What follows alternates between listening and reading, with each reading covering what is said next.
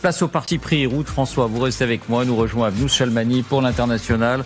Bonsoir à vous, Abnous. Et c'est vous qui commencez route, votre parti pris politique. François Bayrou, Pierre Mendès France. Alors vous allez nous rappeler de quoi il s'agit. Même combat, vous vous posez la question. Alors depuis qu'il est arrivé à Matignon, François Bayrou a fait référence à plusieurs figures. Le général de Gaulle et Winston Churchill. Le général de Gaulle qui avait été rejeté pour avoir eu raison trop tôt. Winston Churchill sur les cris d'alarme sur Hitler et qui n'avait pas été entendu. Mais c'est la référence à Mendès France à laquelle il est le plus attaché. Il a souvent dit « Nous sommes dans un moment Mendès ». Alors depuis hier, cette comparaison revient puisqu'il a, comme Pierre Mendès France, demandé un vote de confiance. En effet, Pierre Mendès France était le député de l'heure, dès 1932, opposant à Pétain, résistant, ministre du général de Gaulle, qui a gouverné 7 mois entre le 19 juin 1954 et le 20 janvier 1955. Et il est resté la référence morale de la politique française, malgré ce passage éclair comme président du Conseil. Il a laissé l'image d'un homme courageux, anti-démagogue et qui est devenu une légende. Écoutez François Bayrou hier à la conférence de presse.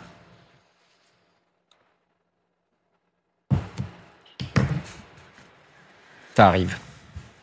Moi, je trouve que Mendès France a été pour notre pays quelqu'un qui a honoré le débat public et la conscience civique. Ça a duré 8 mois. Oui, ça veut dire que j'ai duré plus longtemps.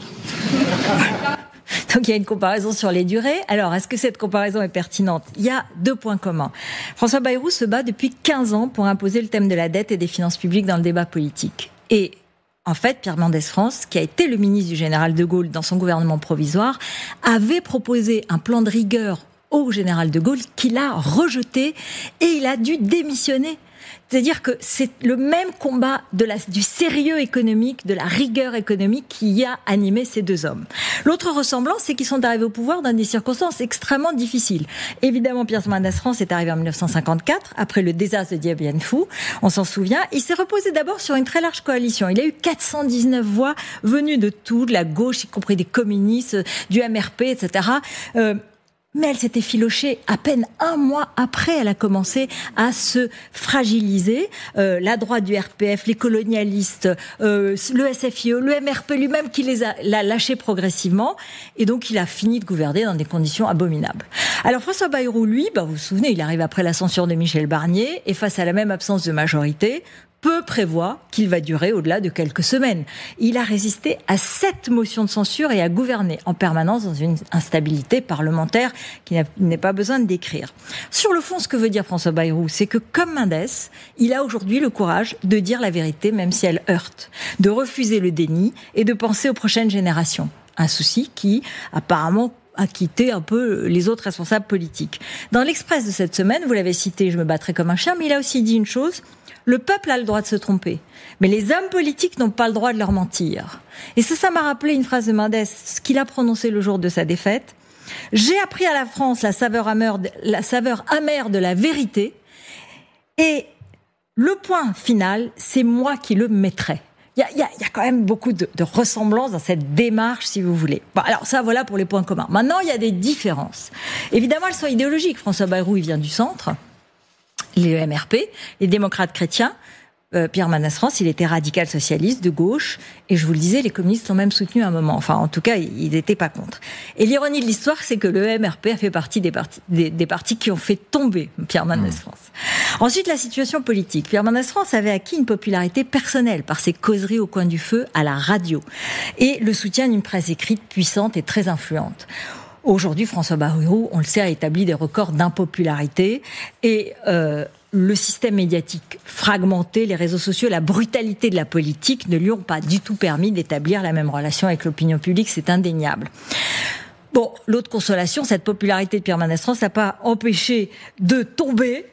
Et il a lui aussi demandé donc un vote de confiance le 20 janvier 1955 sur la crise algérienne. Sur la crise algérienne. Notamment. Mais enfin, pour le MRP, c'était sur la communauté européenne de défense. En réalité, c'était l'agglomération des mécontentements de tous les partis qui se sont agrégés.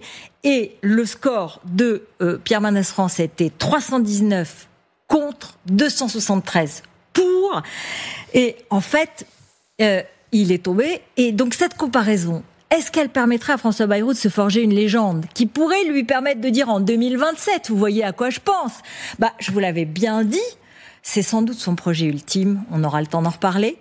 Mais paradoxalement, dans les 13 jours qui viennent, François Bayrou va au contraire tout faire pour ne pas ressembler à Pierre Mendès France.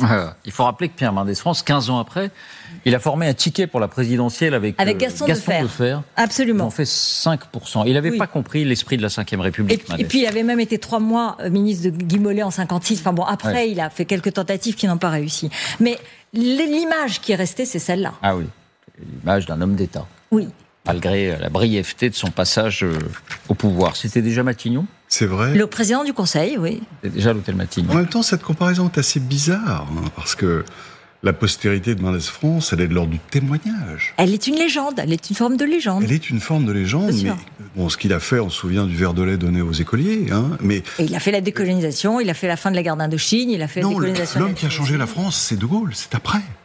C'est après. Oui, mais et de ce point de vue, est-ce qu'il n'y a pas aussi Non, mais il entame quand même des processus très importants. Il ne va pas au bout. Il va pas au bout. Hein, et alors, il laisse effectivement des phrases importantes, mais quant à l'action, c'est 3 ans après que ça se passe. Alors probablement Mendès a-t-il contribué à l'émergence. Sur le plan institutionnel, mais sur le plan, par exemple, la politique de décolonisation, il va pas au bout sur l'Algérie, et c'est ça le problème, évidemment. Mais enfin, il fait l'Indochine, il fait la Tunisie, et puis après sur la Communauté européenne de défense, de la même façon, il va pas au bout.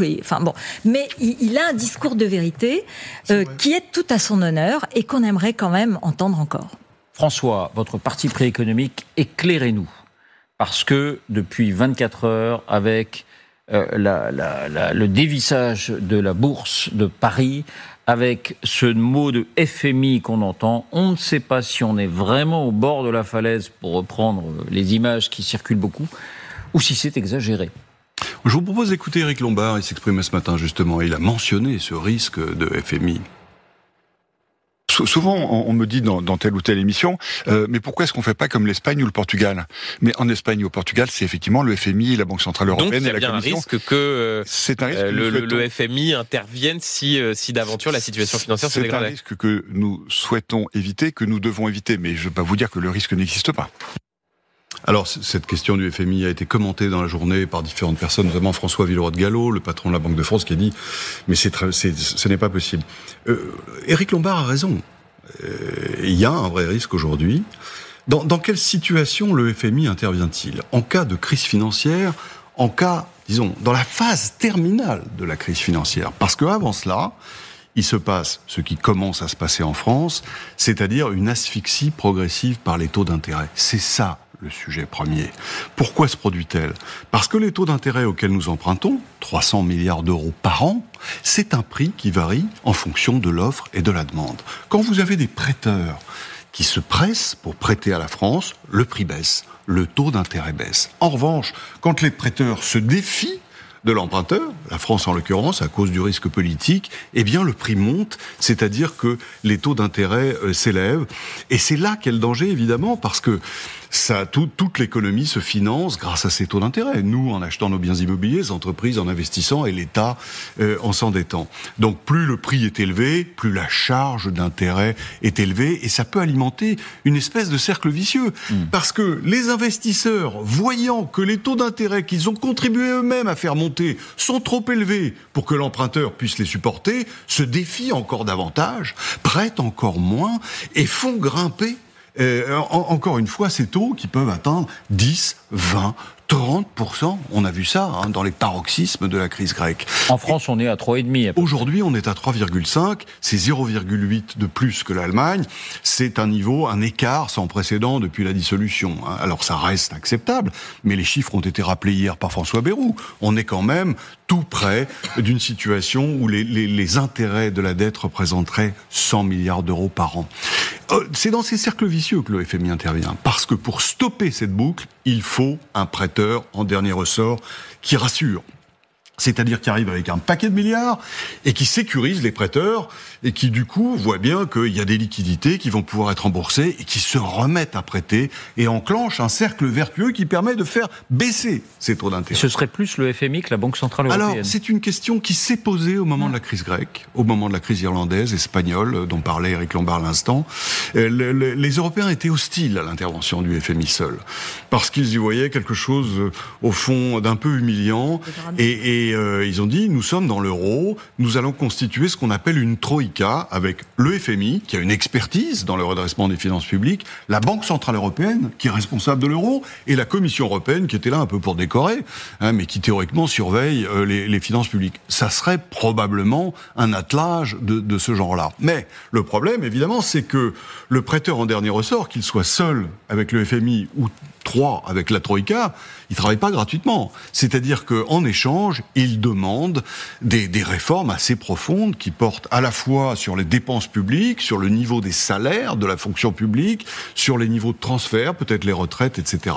Alors, on n'en est pas là, mais pour autant, c'est vrai que le niveau de la mer monte. Alors, je sais bien que nos auditeurs doivent se dire, finalement, ça fait longtemps qu'on alerte sur le risque de crise financière. Ça ne s'est pas produit. Et ça fait bien sûr penser à l'histoire de Pierre et le loup. Vous savez, ce conte symphonique de Prokofiev, dans lequel on multiplie les alertes sur l'arrivée du loup à mauvais escient, puisque le loup n'arrive pas. Mais, souvenez-vous, quand il arrive, à la fin de Pierre et le loup, le loup arrive. Bon. Éric Lombard est quand même revenu sur ses propos, il les a nuancés. Il les a atténués. Il ne faut pas jouer le pompier pyromane, en fait. C'est vrai que c'est dangereux qu'un responsable de premier plan évoque cette situation parce que c'est les prophéties autoréalisatrices, comme on les indique. Abnous, votre parti pris international. On a beaucoup parlé d'une petite phrase de Donald Trump, vous allez peut-être nous la faire entendre. Mais au-delà de cette phrase sur l'idée d'une dictature aux États-Unis, vous nous dites, il faut regarder les choses de près, il y a bien une dérive autoritaire de Donald Trump aux États-Unis. Je m'excuse, j'ai attrapé froid, donc pardon pour l'altération de la voix et la quinte de tout probable qui peut arriver. Donc c'était hier, c'était une conférence de presse dans la télé-réalité de Donald Trump qui se passe maintenant tous les jours dans le bureau ovale, et voilà ce qu'il a lancé avec beaucoup d'assurance. On écoute le président américain. A lot of people are saying maybe we like a dictator. I don't like a dictator. I'm not a dictator. I'm a man with great common sense and I'm a smart person. Et vous savez quoi? La première chose, c'est que il a pas tort. Selon l'American Bar Association, 38% des Américains se disent désormais, je cite, fascinés par l'autoritarisme, une progression qui est significative. Ça veut dire quoi? Crise dans les institutions, bien entendu, on n'arrête pas de le répéter. Une enquête du Public Religion Research Institute de la Brookings Institution révèle que le taux d'approbation de la violence politique a doublé entre 2021 et 2023. Désormais, près d'un électeur sur 5 des 2 principaux partis, c'est-à-dire autant des démocrates que des républicains, valideraient l'usage de moyens musclés pour parvenir à des fins politiques. Donc, ce qu'il dit, pour une fois, et pas totalement faux, c'est une réalité. Et s'il s'est mis à parler de dictature, c'est que là, commençons à regarder ce qui se passe. C'est en répondant à une question sur le déploiement de plus de 2200 membres de la garde nationale armée dans les rues de Washington, ce qui est assez impressionnant, depuis le 25 août, pour lutter contre les crimes, alors que officiellement, le crime a baissé de 35% entre 2023 et 2024 à Washington. Mais la vérité importante, qu'une fois sur 2 pour Donald Trump, il a dit, non, mais c'est pas fini. Je vais envoyer des troupes à Chicago, Baltimore et New York, que des villes dirigées par des démocrates. Et bien entendu, tout le monde s'est souvenu, la première, de la phrase de Donald Trump, vous savez, quand il a dit, mais non, je vais à Fox News en 2023, je ne serai que dictateur d'un jour. Phrase sur laquelle il a été réinterrogé en 2024, où il a dit c'était sarcastique, cette fois au New York Times. Et là, c'est intéressant, parce que l'Université de Massachusetts avait révélé à l'époque que 74% des républicains soutenaient l'idée de Trump, dictateur d'un jour. Donc, quand il est dans ces démarches-là, il dit je vais envoyer l'armée partout, il faut même garder en tête qu'il a été élu démocratiquement et que beaucoup de gens le soutiennent. Dans la réalité vraie, depuis son retour au pouvoir, écoutez, ça a commencé avec une chose qui est quand même évidente, c'est le fait d'avoir amnistié et gracié, et libéré plus de 1500 participants à l'assaut du Capitole du 6 janvier 2021, dont 200 prisonniers qui avaient attaqué directement les policiers. C'est complètement en contradiction avec son discours. Autre signe évident, depuis 6 mois qu'il est au pouvoir, il a signé 170 décrets présidentiels Biden n'en avait signé que 149 en 4 ans. C'est quand même énorme. Et ça veut dire quoi ? C'est-à-dire qu'il parasite le pouvoir, il prend tout le pouvoir exécutif, le Congrès n'existe plus, il entache la séparation de pouvoir, ce qui est effectivement, concrètement, une tentation autocratique. C'est pas fini. Qui est à la tête du FBI ? C'est Kash Patel. Kash Patel, c'est la politisation des instituts, mais au pire. Alors lui, c'est un ancien collaborateur de Trump, et il avait déclaré, je cite, vouloir fermer le siège du FBI et en faire un musée de l'État profond. C'est dire l'ambiance. Il vient de ce complotisme de QAnon qui est complètement délirant, et c'est lui qui a ordonné le 22 août, dernier, en 2025, la perquisition par les agents du FBI, évidemment, du domicile et du bureau de John Bolton, ancien conseiller à la sécurité nationale de Trump, devenu l'un de ses plus féroces critiques. Alors officiellement, la perquisition s'inscrit, je cite, dans une enquête de sécurité nationale à la recherche de documents classifiés. Ça rappelle un peu à Mar-a-Lagos qui était arrivé à Donald Trump, mais aucune arrestation n'a eu lieu et aucune charge n'a été retenue contre Bolton. Et c'est marrant, façon de parler ironique, cette perquisition arrive 12 jours après que Bolton déclarait à ABC News que Trump menait une présidence de représailles, tant dire de vengeance. Et preuve en est, le sénateur Adam Schiff et la procureure générale de New York, Laetitia James, sont aussi victimes de cette présidence de représailles de vengeance, parce qu'eux aussi, on leur cherche des noises pour tout et n'importe quoi. Et hier, pendant cette même conférence de presse, Trump a fait quelque chose d'inédit. Il a annoncé le limogeage avec effet immédiat de Lisa Cook, gouverneure de la Réserve fédérale. Eh bien, figurez-vous... Autorité théoriquement indépendante. Absolument indépendante, et que ce n'est jamais arrivé en 111 ans d'existence de la Fed. Aucun président n'a viré un gouverneur ou qui que ce soit de la Réserve fédérale de la Banque centrale américaine.